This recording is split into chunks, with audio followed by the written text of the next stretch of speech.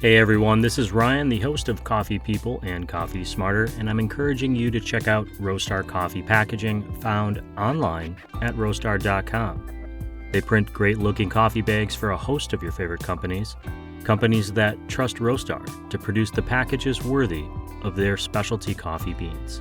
Head to roastar.com to learn more about their quick turnaround time, digital printing, and smaller print runs. You can also check out their updated design lab and create an entirely new package in the blink of an eye. In short, Roastar can help you make a great coffee bag. And on roastar.com, you can start with a quote and end with the perfect coffee bag to share your story.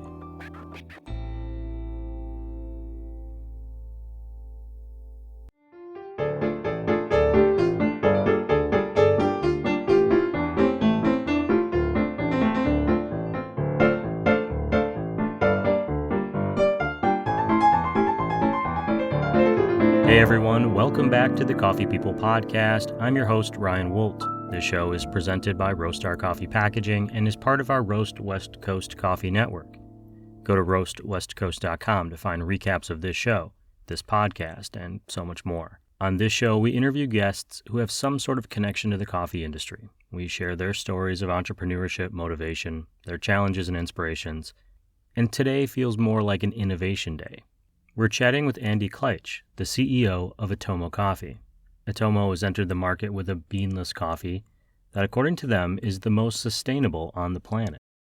But the question that I have for Andy is, if there aren't any coffee beans, is it still coffee?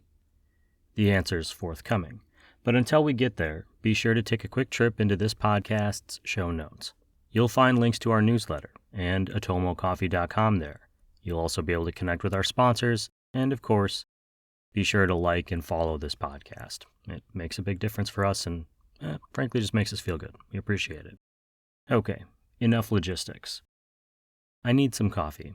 Today I brewed up a batch of Servant Coffee's Ambrosia, a single origin Honduras coffee in my clever dripper. I've been inspired as of late to work my way through the various brewers in my home. Tomorrow I'm planning on using a homemade pour-over device that is basically a V60 clone that I built with a stand of copper pipes. Because what else am I supposed to do in my free time? I hope that wherever you are, you're drinking something interesting too. Really focus on the experience of your coffee today, and keep that in mind while listening to this Coffee People conversation with Andy Kleitsch, CEO of Atomo Coffee.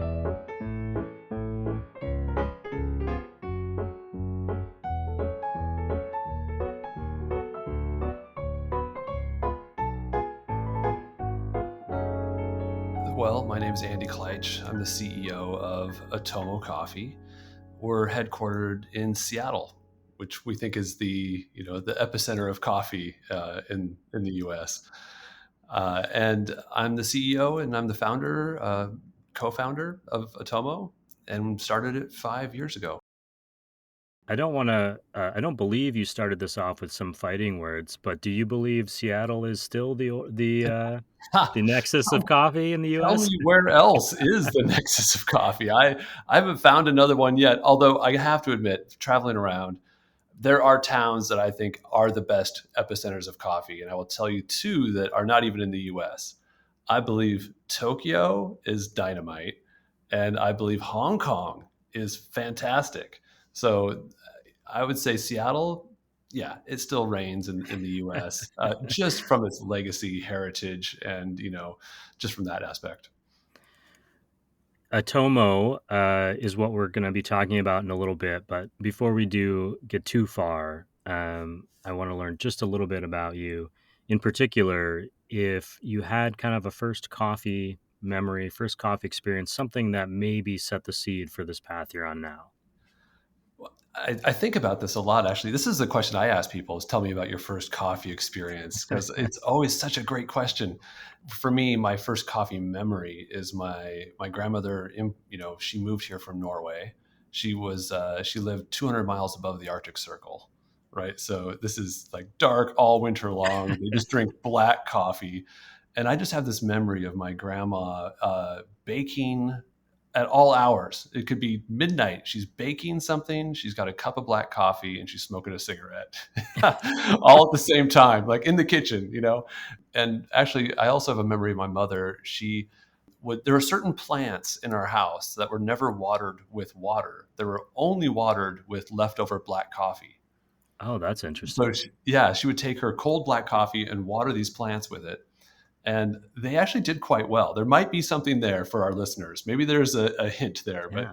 but yeah, they did great. I do use a little bit of ground used coffee grounds in my kind of plant fertilizer. I kind of sprinkle it into Mm. things here or there.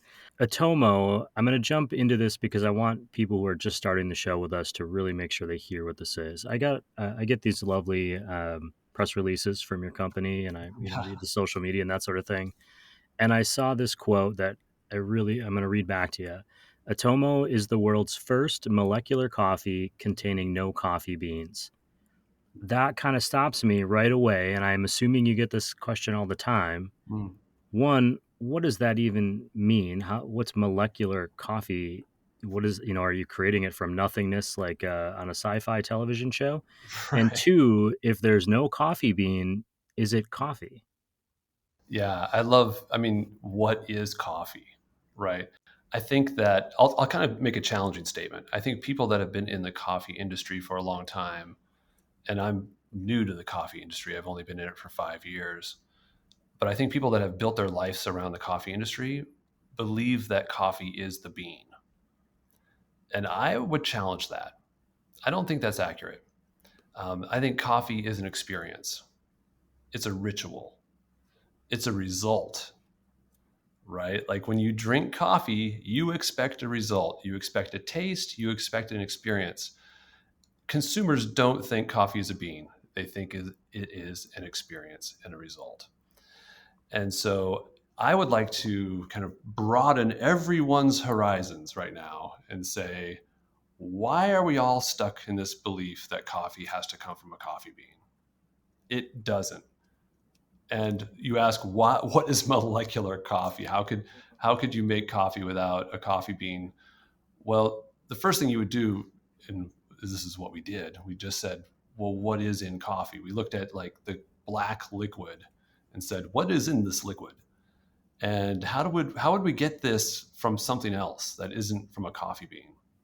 Oh, that's interesting because it's a phrase that I hear repeated and I've personally used about how coffee is like wine and there's all these different flavor profiles and flavor components and things, but that is reflective of something in the coffee. So you're talking about identifying those things. Am I understanding that right?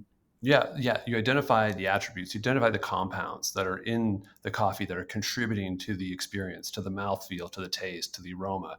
And you say, great, where are these things coming from in the coffee bean? Which compounds are they coming from? And then where can we find those in other ingredients that are better Hmm. for the planet, that are upcycled, that are things that aren't causing deforestation? And so we really then reverse engineered the compound reactions that happen from a green coffee bean all the way to a roasted coffee bean to an extracted coffee, and we looked at that path, that journey. And I'll tell you the secret that we learned, because when we first started, we were trying to replicate the liquid that was in your cup. That was kind of where we started. Hmm. That was a dead end. It was actually going back and replicating the green coffee bean and then taking it through a thermal reaction through a roast and replicating that journey that green coffee bean goes on. That's actually the trick. That's where you get the depth and complexity of character, and you get this layered flavor. That all comes from that thermal reaction and taking that bean, the new beanless bean, through that experience. Alcohol, non-alcoholic beer is having a moment as well. Sure. And the best non-alcoholic beers are not beers that are made without alcohol. They're beers that are brewed like the way they would normally be, and the alcohol is somehow removed. It's kind of how I think about caffeination. But this is kind of the same concept. You can't just skip to the extracted phase. You have to start at the green Mhm. phase and work your way through. Coffee is a science project always, from somebody brewing a pour over in their kitchen to, what you're doing on the far end of that. what I'm wondering about this product that you're putting out, the beanless coffee bean, is there still an organic component to it, or is it Yeah. all lab created? Because I think that might be something people are wondering. Oh, it's such a good question, right? When we first launched, we did call it molecular coffee, and I think that got a lot of attention. But it was really misleading in that it not in the fact that we're copying all the compounds in coffee, because we are, not because we're not replicating coffee, because we are.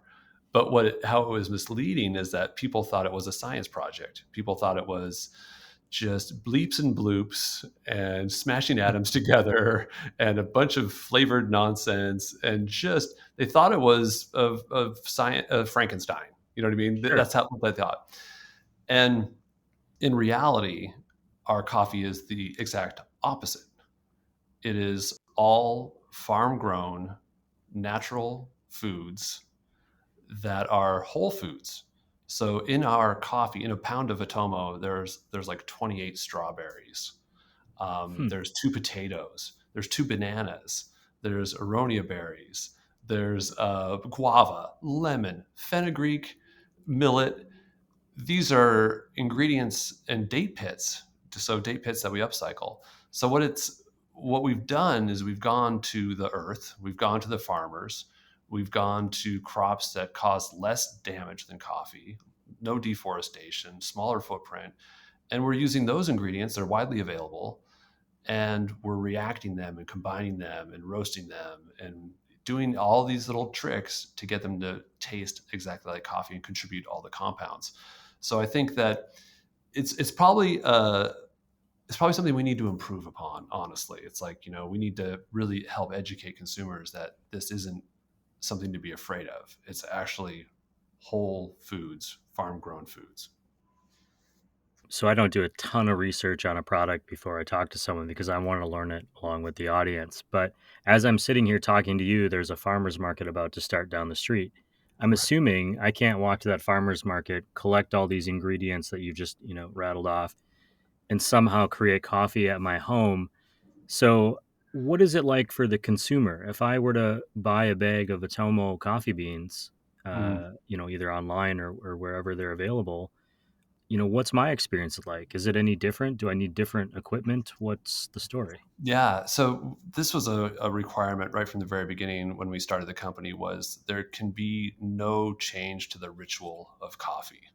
Like, that is one thing that I think we all like, is we all like our coffee ritual. So we said right away, this has to match the ritual. So we decided, right, because from the very beginning, if you think I'm going to reinvent coffee, you could think I'm going to put it in the shape of a pill, or I'm going to put it in an eyedropper, or I'm going to, whatever. You could come up with so many crazy ideas. And we said, we're not going there. We are going to replicate coffee. That means we have to get grounds. We knew that like the core of it would be coffee grounds that could be used in any application. In all of our R&D over the last 5 years, we found that grounds that work in espresso machines with 9 bars of pressure and the temperature and everything that you experience in that espresso machine act a lot different than coffee grounds that are involved in a pour over. So we know that there's just so many nuances, which makes coffee fascinating, but there's so many nuances in the use case and how you brew. So the goal is always and has always been to replicate one for one the experience that you do today.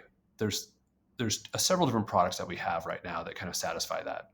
One is an espresso, right? So this is a pure espresso product. So with a partner like Bluestone Lane, where our coffee is available, you can go there and get a pure Atomo espresso. So it's 100% Atomo. If you go to our website today, we have a 50-50 blend. So this is something that as most things are, it was an accident. It was just like a happy accident. We were at a client meeting one day, and they had their coffee there, and we said, "Hey, let's take some of your coffee and blend it with ours and see what happens." And we pulled this shot that was 50-50, and it just kind of blew everybody's minds, because we were like, you can still taste the coffee from that coffee provider. You can still taste their profile, going through, but yet it was bolstered and supported by Atomo in a way that made it really pleasant and fruity. And added some great attributes. And so we realized at that moment, we're like, maybe we're better together. Like maybe this, like we don't actually have to replace coffee. Coffee isn't bad, but it's like if we could work together to create the most sustainable SKU, then we could slowly transition people into a coffee that is great tasting, still contains coffee, but is still better for the planet. And we think that's a really compelling kind of use case for coffee. I didn't actually realize that they were available as a blend. You said that you're not trying to replace coffee, which is something I hear when I think about products that I think of as coffee adjacent or marketing in the coffee space. Like, Mm, and I'm not trying to lump you in with these other things like mushroom coffee is having a moment, for example. sure. The idea that I get to replicate my current experience is certainly appealing. You've mentioned sustainability and better for the planet. How does that fit in with this company with Atomo? Yeah. How is that part of your ethos? Well, I mean, it was the whole reason to start the company. And so, I started the company thinking I actually didn't have a very good idea on what I wanted to do with my life. I just knew that I wanted to do something better for the planet.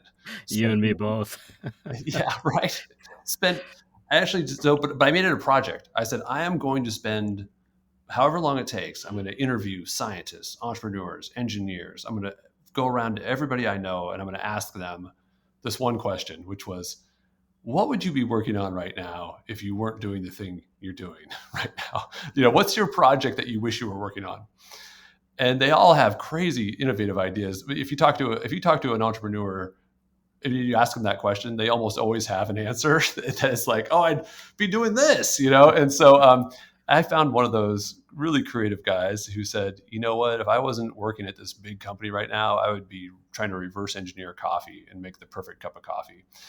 And I was looking for an idea that would be better for the planet. So I did a bunch of research on coffee. I started to understand the impacts of coffee. And I said, wow, this is a candidate. Like this actually could have a really positive impact on the planet, especially over the next 30 years. And so that checked the box for me. And the fact that I love coffee just made it amazing. But let me tell you, like my ethos or like the premise in my brain that I always kind of look at my decision making process of how to scale Atomo and why I'm doing it. And I'm making Atomo and building this company to do something better for the planet. To do something better for the planet, you have to do it at scale, right? Because Hmm. the planet needs us to act now. So if I'm going to do something better for the planet and it's small, that is not as effective as doing something better for the planet and make it very, very large. Now, to make something large in coffee, if you're in coffee, you know that there's a lot of small coffee shops. They're doing great work. They're having an impact in their community, but they're probably not having a planetary impact, right? So to do something better in coffee and have a planetary impact, you've got to work with the largest coffee companies in the world. It's just going to be mandatory because they have the distribution, they have the reach, they have the machine in place. And so for me, it's one of the realizations that, I've come to over the last 5 months, 6 months. I'm 5 years into it and finally realizing in the last 5 or 6 months that we need to partner with the largest coffee companies in the world to enable them to help us reach our goal, which is to make the planet a better place.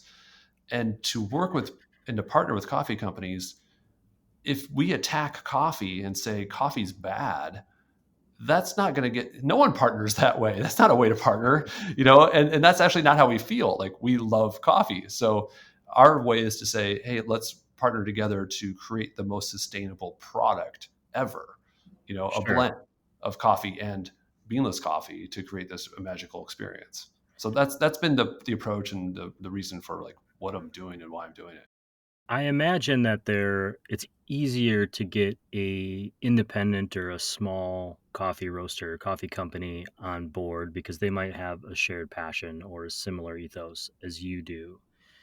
If you're Well, approaching, can I or maybe let not. me interrupt you for that just a Yeah. second. There's, especially if anyone's listening to this that is a small coffee company or cares about the planet, this is I'm struggling with the dilemma that I've seen happen. I'd love to get your opinion on this.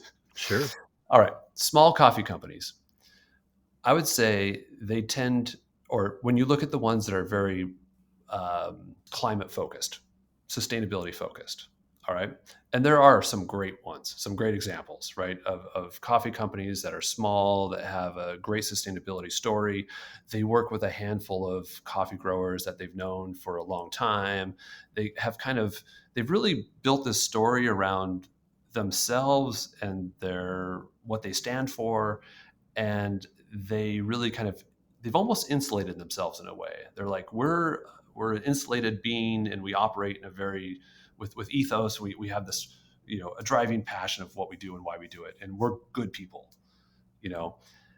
So it's and everyone applauds them, right? Like, you're doing the right thing, you're trying to do the right thing. But then you look at what's happening with coffee, and especially over the next 30 years, and coffee as a whole. So what's been said by experts way out there beyond me is, half the coffee has to move, right? Where it's moving is most of it's forested. So we're going to see a massive deforestation over the next 30 years to supply coffee. And so what I've seen is it's a weird thing. The young hipster coffee company that loves sustainability, they're almost like, hey, we're doing the right thing, we're not the problem. They're the ones that are most likely to act and do something innovative, but yet they think they've checked the box. They're not at fault.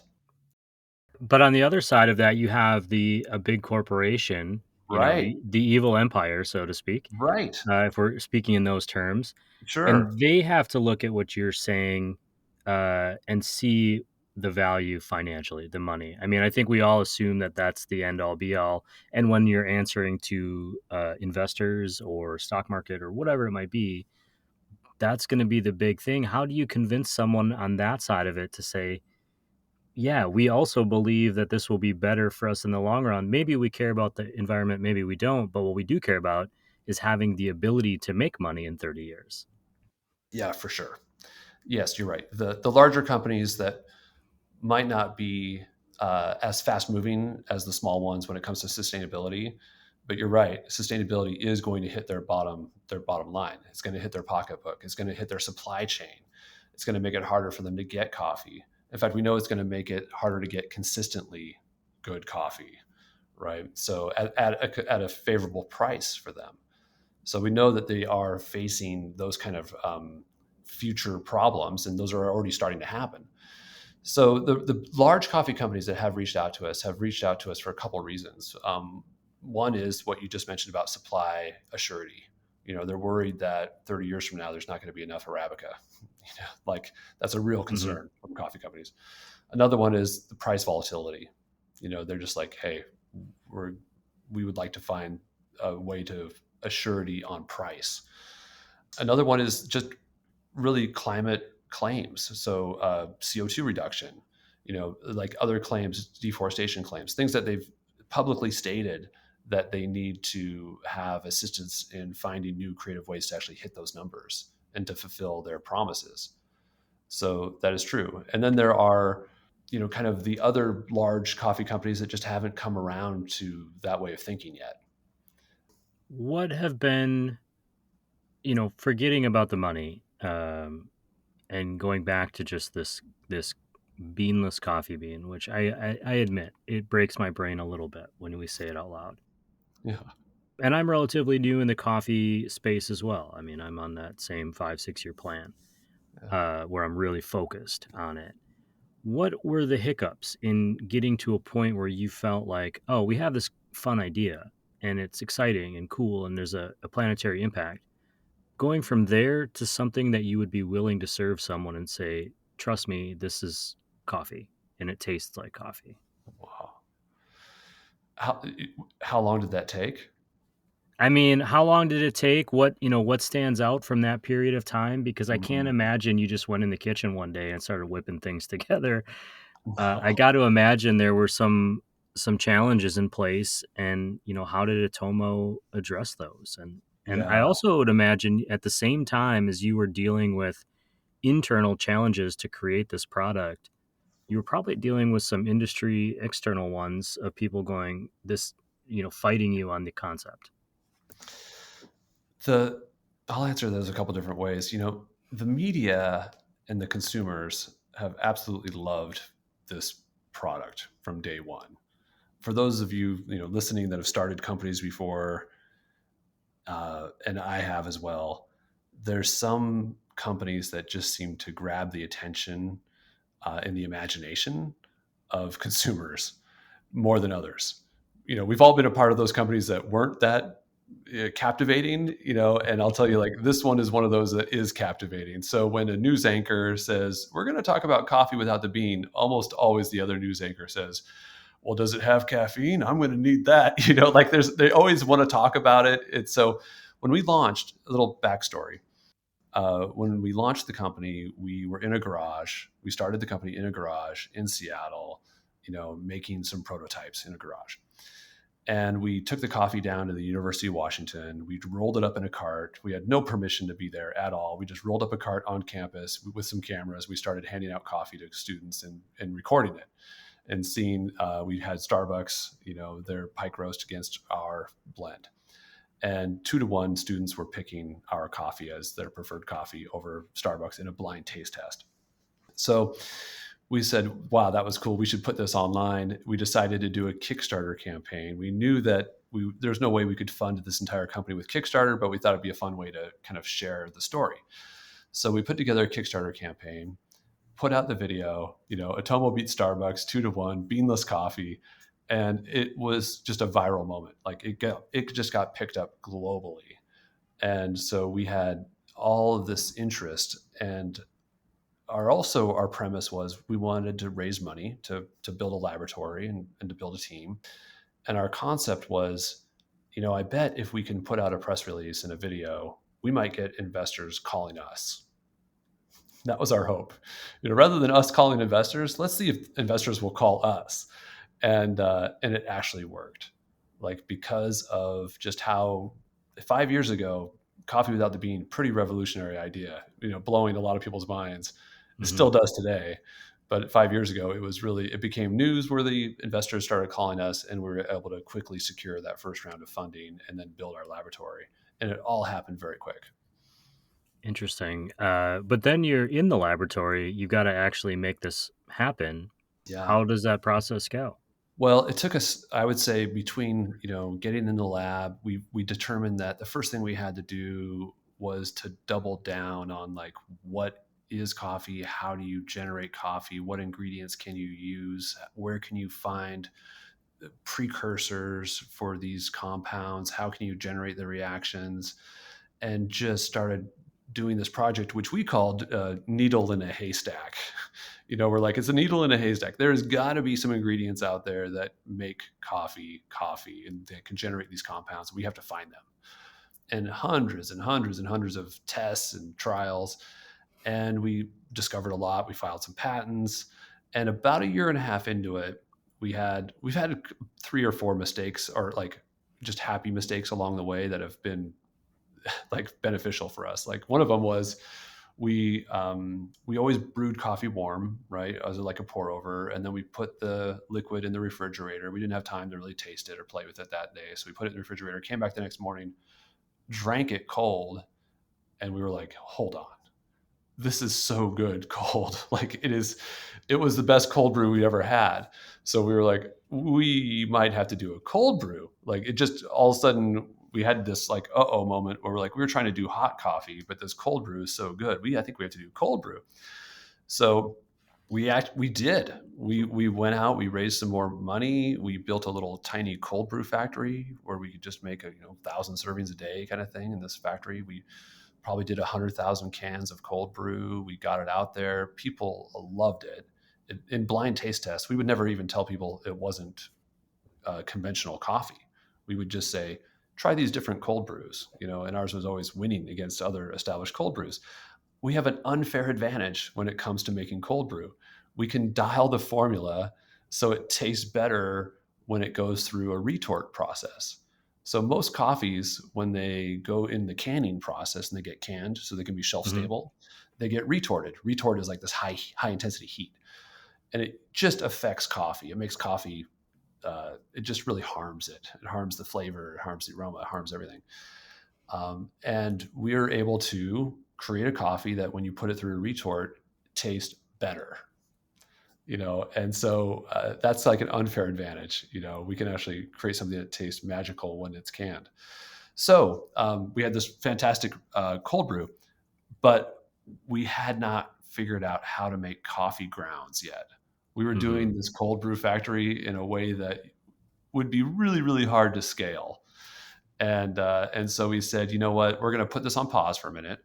We are going to go solve grounds. And when we get grounds solved, we can always come back to cold brew and create cold brew in any cold brew factory. And so that was another big kind of moment for us, is when we decided that, really the product that has to be done is grounds, and we need to go solve that so we can go back and then do any application.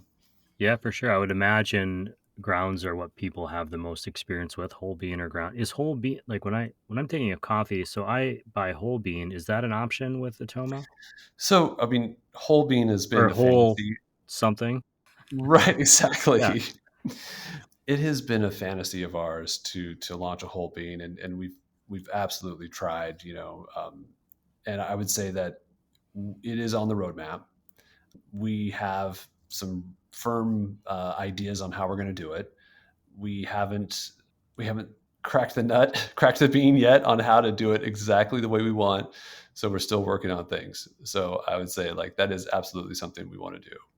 When I was doing a little reading about you as a person outside of Atomo, I noticed your current titles are listed as CEO, UW advisor, and adventurer. Mm. Where does adventure come into your life? It's such a fun part of, like, I love getting out in the wilderness, pushing myself and kind of reconnecting with simplicity, with a real simple goal and a real simple environment where you can take away all the electronics and all the distractions. I think we just distract ourselves so much every day. And so to be able to get out in the wilderness in a challenging environment where you get to kind of have that flow state where you can just focus on what's in front of you, but also do it in nature, it's so important. And so over the years, it's really started, not long distance backpacking, like a through hike, which is not 3 months, but it's more like 10 days, where I'll get out and really be able to kind of disconnect and reconnect with myself and with nature. And probably one of the most fun adventures I had was last year. It was called the Race to Alaska. And it's a sailboat race from Seattle to Ketchikan, 700 miles. You cannot have a motor on the boat. You take the motor off, and you hop in a sailboat, and you have to make your way to Alaska. And it was just such a fun, magical experience to be able to kind of push yourself in those ways. So I think that, in fact, there was years ago, I was working at Amazon. I was interviewing this woman, and I'm like, what's your dream vacation? And she said, well, I just did it. I just hiked to the Mount Everest base camp for my honeymoon. And I was like, you're hired. Like, it's like, that's, if you're doing that kind of stuff, pushing yourself in your free time, in your leisure time, if you're kind of pushing yourself to understand your own barriers of where your extent of breaking is. And let me tell you something. I got to talk about this Race to Alaska for a second. I thought that I was going to find my breaking point. And that's what I was actually curious about. That I'm like, I'm going to do this race so I can find my breaking point, so I can see what I'm really made of. And I might not like it, but I want to see what happens when I reach that edge. Well, okay, I didn't reach the edge. It was difficult. I discovered something completely different. I discovered that when you put a team together, the bonds that happen and the shared experience was something that was so great and profound that the trip wasn't at all about trying to break myself. It was about really connecting with others. Sure, quality time through suffering. Yeah. That's the beauty of getting out into the world. Yeah. Mhm. How does that relate to being an entrepreneur? You mentioned Amazon. I know you've had a Mm. series of businesses and things that you've been involved in. I don't mean to imply that you started Yeah. Amazon. That wasn't my No, intent no. there. Just a stop on the way. How does the exploration of yourself and your limits translate into your life as an entrepreneur? Mm. I think they're just so related, as in there's a moment, a lot of students, would volunteer when I'm working a ton now. So my volunteering at the UW has gone down a lot. But there was a time when I was volunteering quite a bit there, and the students would ask, when should I leave my corporate job and do my startup? They'd all ask that. I've got this idea, but when should I leave my job and do my startup? And I'm like, well, you leave your job and you do your startup when you can't stop yourself anymore. Like there's a moment where you cannot stop yourself, and you have to do it. And I always joke around. I'm like, I know why Kurt Cobain in Nirvana kicked over all of his amplifiers. It's because he couldn't stop himself. He had to do it. And like, that's the way I feel when I get a bug for a startup, when I get a bug for a company. I cannot stop myself. It's like I will not be happy. I will not find fulfillment until I go do this thing. And and I think, how does that relate back to adventuring and kind of pushing yourself? And I think that startups are, like, I don't know if anyone else has done a startup and you find that it's so painful that, with like a year after you're done with it, or 2 years after you're done with it, you kind of forget. It's like having kids, which I've had a couple of those too. And a few years after you've had a kid, you forget, like, it wasn't that bad, was it? Like, maybe we should do it again. And like, for me, it's like you have to like the pain, you have to like the struggle, you have to like why you're doing it, the mission, the why. Like, the one thing that I've been focused so much on lately is the why am I doing this? What's my higher purpose here? What is giving me fulfillment? And when I stay focused on that, then all of the problems that I call the messy middle, all those problems actually dissolve. And I think so much of our lives right now, if someone was thinking that, I want to do a startup and here's what I want to do, it's really easy to get focused on the messy middle. Oh, I've got to incorporate, or I've got to do this, or I've got to do that. And those things do have to get done. But the messy middle is the messy middle for a reason, because there's so many knots, and there's so many things that are going on in there. And you could really spend all your time in that messy middle thinking that you're getting somewhere. But what I've always found is that when I take my conversation in my brain up a level, and I think, like, about my purpose and why I want to be here and what I'm trying to achieve, and like, really for myself and for the planet, and think about why I'm here, all these reasons, let's just call it big thinking, then I find that the messy middle almost always takes care of itself. It evaporates, it simplifies, you really start to understand what's the most important thing to do next. To take your hiking analogy, I would kind of look at that as the middle is stepping off the path into a bog and getting stuck, and the rest of it, the problems are actually the stepping stones. You step from one to the next to get to your destination. Man, you know what? In my hiking world, I would call the messy middle all the planning that I do beforehand, looking at all the gear. Well, how many ounces do I have in my backpack? Should I do this? Should I do that? What about these shoes or those shoes? You can get stuck there and think you're actually making progress, and then when you finally get on the trail, you've left your car behind and it's a one-way path, like, now you're committed. Now you're in it. Now your head's in the right spot, and it turns out. Roasting with the Atomo coffee. We used the term roasting earlier. Is it roasting in a traditional sense, like with a coffee roasting machine, or is this something that you guys have developed for this purpose? We do have a coffee roasting machine. Every bit of coffee that comes through goes through a coffee roasting machine. But we also have a lot of other unique, manufacturing equipment that's food grade food manufacturing equipment. So when you look at our processes, over half of our ingredient in our coffee is upcycled materials, right? So we're taking date pits from Coachella Valley, and those date pits are washed and dried in Coachella and processed down there. We then send them up to Seattle, and you can imagine in our factory in Seattle, in one door comes the date pits and strawberry, fire, all the things that we buy, all the ingredients that go into our coffee come in the door. And they go through a series of steps. And you can kind of almost think of our place like it's a bit of a brewery. It's a bit of a cracker making facility. It's a coffee roaster, and then it has, of course, the grinders and the packaging and everything else that you would expect. But it has a lot of little components in it that you would never see together in one spot. And that's kind of the magic, is taking them through this uh, the amusement center, if you will, in our facility, and creating those experiences. What is the future of Atomo? Near future, far future?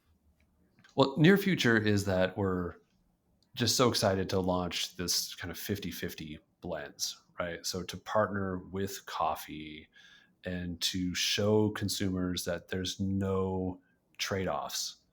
If you drink Atomo blended with coffee, you have absolutely no trade-offs. And if you drink Atomo pure, no trade-offs as well. But it's like when you blend it, it literally is a mind blower.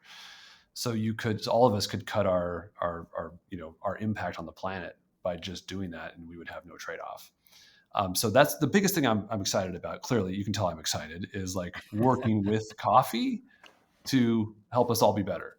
The dream that I have is that you can wake up every morning and do something good for the planet. And my theory is that if you wake up every morning and do something good for the planet, that you might actually then do something good for the planet at lunch too, or at dinner, or later on. So I like this idea of waking up and doing something good for the planet right away, and that puts you in the right frame of mind for the rest of your day. So for me, like if we could have Atomo have that type of impact, that's what I'm looking for. When you're out there having an impact, let's say, or you're preparing for the next adventure, and you stop at a traditional coffee shop, which will someday have Atomo coffee on the menu, but maybe today they don't. What is it that you're going to order? Oh, wow. Well, I mean, an Americano, and I'll say small, and they'll say, well, our smallest is 12 ounce. And I'll be like, well, just put 8 ounces in. And they'll say, well, we can't do that. And I'm like, no, just don't put as much water in. And they're like, oh, okay. So that is what I always have to do. Now that's the drive-through espresso stand that I'm talking about right there. The nice classy shops get it, but a very kind of short Americano is my favorite. Is there anything I didn't ask today or that you think is important for people to know about what it is that you're doing before we let you back into this wonderful world of Beanless Coffee adventures? Well, I think I would just make kind of one last statement around the future of coffee, and that is like most people just don't know that coffee is that it has an impact on the planet and that it actually is in trouble.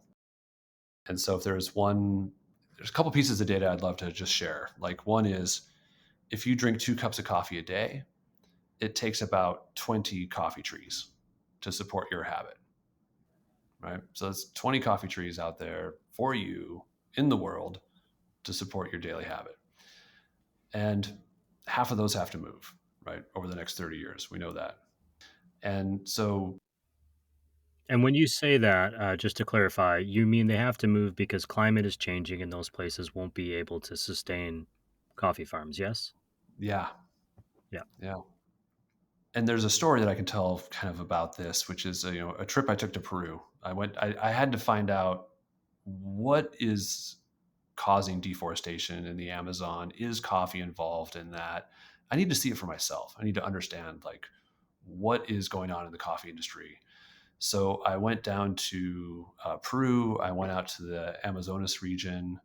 I then met a coffee farmer, 3 of us on a motorcycle, went on dirt paths up to a hillside. We climbed for probably 8 hours. They said I was the very first person outside of the village to even go to this coffee farm. And let me tell you, I fell down so many times. It was muddy, it was steep. I get up there, I can hear chainsaws going all the time in the background. This is where I went, was the places where you can still homestead in Peru. You just have to go a little bit further than the last guy and you get your 5 hectares and you can, homestead and you can become a coffee farmer. And what I found was that, first of all, these coffee farmers out there are working they're working so hard. They're living in total poverty. They have maybe a wooden hut with no windows, and they're cooking over wood fires, and they're they're absolutely on the edge of just existing. They then have to clear the land and plant coffee, and then they find that they really can't make enough money to even sustain the dream. The whole dream that they had was that they would be able to get out of poverty, that they would be able to make a life for themselves. And what they're finding is that they can't even hardly get paid what it costs to make this coffee. And so I found that this was the part of the depressing story, was that people were causing damage to the planet to try to make a better life for themselves. They were, removing more forest, which is hurting, of course, the animal life. It's hurting the biodiversity. And they're doing that in the name of providing the world with coffee. And then in many cases, the coffee wasn't even that good, right? So that's kind of the kicker, right? As the road gets closer, what we saw is that those farmers the road's closer now. Well, now I can use agrochemicals to try to get a better yield out of my land. Of course, they don't have any safety equipment, so they're poisoning themselves, and then they're poisoning the groundwater. And in the village I was in, the groundwater was actually poisoned now because of all the agrochemicals they put in right outside the village. Mm-hmm. So there's a side to coffee that is a bit challenging, and the playbook that we've used for the last 200 years, the coffee playbook, is to take forested lands, remove the trees, put coffee in, and put low wage people in those environments to grow coffee for us so we can enjoy it at a very low price. That has been the playbook. And what we're saying is, like, there's got to be a better way. Like, for the next 100 years, do we want to repeat the same playbook where we just keep tearing down forests and keep relying on low wage workers to provide coffee for us? Like, so for us, we want the coffee farmers that are out there today to grow the best coffee they can. We want them to be successful. We frankly need them to be successful. All of us need them to be successful. But what we don't want is, we just don't want to have another 100 years of the same playbook of people still deforesting more and more land to grow coffee. So in my perfect world, we would stop any coffee farming expansion, and we would find other ways. We would broaden our horizons. We'd look at other ingredients that we can use to create coffee without doing any more harm. I really appreciate that story, and I see that, and I'm familiar with stories like that. With what you're doing, one of the hiccups that people run into, that I run into, is thinking, how do I really make an impact? And from our conversation today, it sounds like that's a question you ask yourself, and you're seeking a way to do that on a bigger scale. Where do you continually go? Where do you go when you are looking to refill kind of that hope bucket? That this is feasible. It doesn't, maybe today people are saying they're not ready, but we're on a timeline here that isn't sustainable. How do you sustain yourself? Or, in the industry, how do you pass that along to say, hey, here's an idea? I imagine there has to be like an alternator belt in a car. You have to kind of keep running around in the circle, lifting yourself up somehow. How do you manage that? Yeah. I just had to go do that, this last weekend, right? So I had to go get that tune up. So I'll just get really personal here. It's like, I have found that I basically incorporated I call him a spiritual cowboy. All right. I got an 84-year-old spiritual cowboy in my life. I think having a spiritual program, and I'm not talking about just a standard religious, approach. I'm just saying, like, having a kind of understanding that there are forces in the universe that are greater than myself. All right. And then understanding that I need to, or for me to be satisfied and happy, that I need to make sure that I'm following what it is that I believe is going to bring me satisfaction and personal fulfillment. but at the same time, turning over the outcome because I don't control anything. I don't control. I always look at it to remind myself. I'm like, I don't control Citibank. I don't know why I always say Citibank, but I always say Citi. I don't control Citibank. All right, so I don't control anything, and I have to remind myself that the outcome. A lot of us get tied to outcomes, right? And when we don't get the outcome we look for, we all of a sudden think that we're doing it wrong or we're doing it bad or something. And what I've really focused on a lot is like, put my intentions out there, say it from the heart, be authentically be myself. And those times when I'm trying to adjust who I am to fit someone else, those are times when I have a harder time. I kind of lose my way a little bit, or it feels like you're swimming more upstream. And the times where I feel like I'm really clear with what I want to do, I'm chasing that with all my heart, that's when I feel like all of a sudden you attract the people to you that help you, succeed. And it is just what I've seen happen repeatedly in my life. There was years ago where I was doing a startup that was a mobile payments company. And I realized the banks don't need to make any more money. Why are people, people don't even need to buy any more stuff. People should stop buying so much stuff, frankly. So it's like, what am I doing with my life? And I realized I had no satisfaction in what I was doing. And I didn't really feel like I was even making a difference in the world, at least making a positive difference in the world. And so now that I've kind of gone back to the roots. So for me, you say, how do I keep going? And I have to actually check in with my spiritual guru. I do a lot of reading of different kind of faiths and different practices to kind of gain some stillness. I surrender a lot of things, always kind of surrendering things over. I do a lot of just accepting people and things as how they are. And there are no bad outcomes. Every outcome is good. That is a belief that is it's a hard one to always remember, but it's one that I like to remind myself, is that every outcome is good. I would say there's some principles that I use that I repeat and I'm good at, and there's ones that I'm still learning and I'm still struggling to find and reach and implement. And that's okay. Like for me, I am not expecting my personal insides to be perfect yet. Probably never going to be, right? So let's just own it. Like I'm not perfect, not going to be. And I just want to make sure like I can have some happiness and some fulfillment as I go through my life. And so to answer your question, how do you keep motivated? How do you keep going after it? And I would summarize all of it by saying being of service. Like the times in my life where I have been of service and saw that I'm going to be of service to this industry, I'm going to be of service to the planet, I'm going to be of service to my employees or anyone. Those are times when I actually find that I'm aligned kind of in the right way to have the quality of life that I'm looking for. Andy, I really appreciate that thought and you sharing that with us.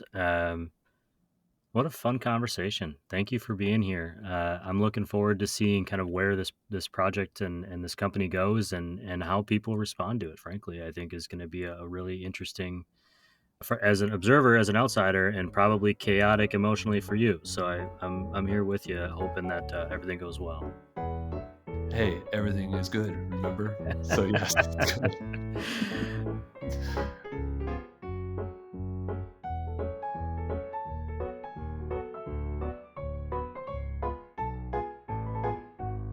Okay, a big thank you to Andy for being here today, and some quick key takeaways from the podcast.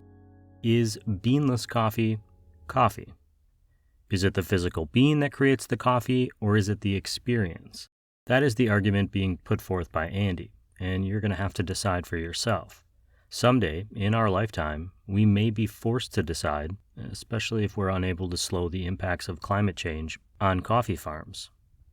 How does Atomo create a coffee without the coffee? The answer, at its simplest, is that they analyze coffee to create a database of essential flavor components, and then found those flavors elsewhere, bundled them together to create a product that resembles what we know as ground coffee in appearance, flavor, and experience. But don't let all the sciencey talk fool or frighten you. The ingredients are farm-grown natural foods, whole foods, and upcycled food products like date pits. The motivation for Andy to start a company, any company, was to do something better for the planet. He decided he was going to explore all sorts of industries until he found an opportunity that spoke to him. Redesigning a more sustainable coffee drinking experience was the idea that floored him first, then inspired and motivated him to launch Atomo. But to do something better for the planet, in a timely manner, is a bigger challenge than just convincing the specialty craft community that this product was needed. The production needs to be done at scale, and even though they aren't seeking to change the coffee experience, transitioning some of the demand for traditional coffee is a necessary component in making long-term change, at least according to Andy. In coffee, that means collaboration and/or acceptance by the largest coffee companies in the world to either take on the challenge of beanless coffee or by offering a blend of bean and beanless to the masses. A question that Andy is putting forth to the industry as a whole is, can you participate in coffee sustainably if right now today you aren't taking into account the future impacts of coffee growth, demand, transport, and so on, especially as it'll impact climate change?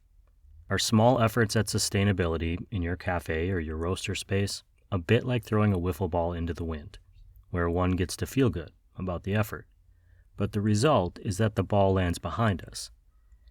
It is a big and scary question, one that might make us feel uncomfortable even, but also perhaps inspire us to be better consumers for having considered it.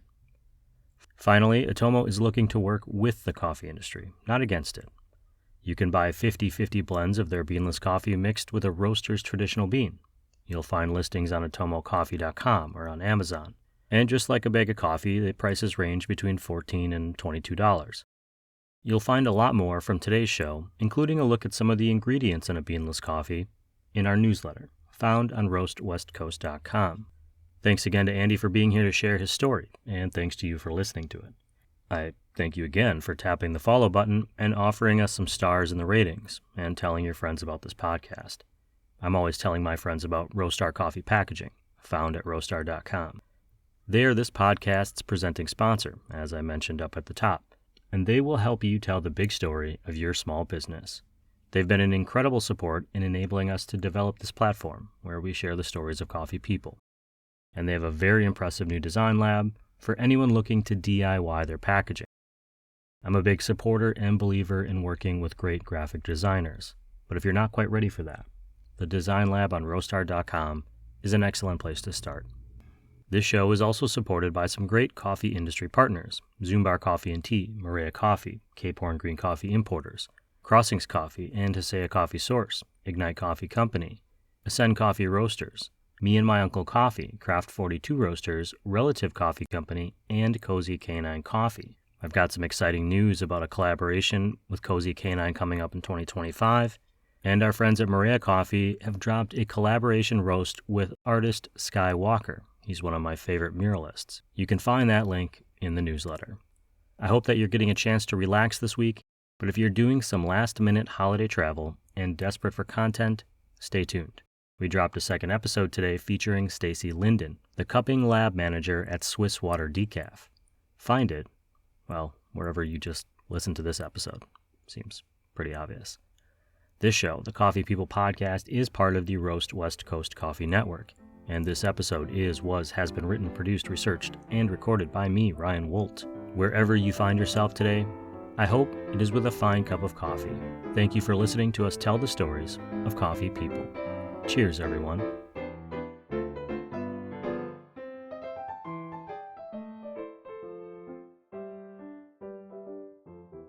Hey, everyone, this is your host, Ryan Woldt again. Just checking in to let you know that while we don't do a lot of affiliate marketing, we do partner with a couple of companies that we really believe in, namely Baristas and Hydro Flask and Simply Good Coffee Brewers. We recently had a collaboration coffee roast come out with a Relative Coffee Company out of Minneapolis. If you end up going into the podcast notes and clicking the links, if you end up buying something, a little bit of that money comes back to supporting this show. We really appreciate that support and frankly depend on it to keep the lights on a little bit. So if you're looking for something new or you want a great bag of coffee, give it a try. click the link. We really appreciate you. If you are in the early stages of your coffee journey, we want to support you. Check out the Coffee Smarter Education podcasts. Coffee Smarter is designed to enable coffee drinkers to brew a better cup of coffee at home. And Coffee Smarter Pro covers industry-specific topics for baristas, roasters, shop owners, and aspiring coffee professionals. You'll find both shows on your favorite podcast platforms or on our website at coffeesmarterpodcast.com.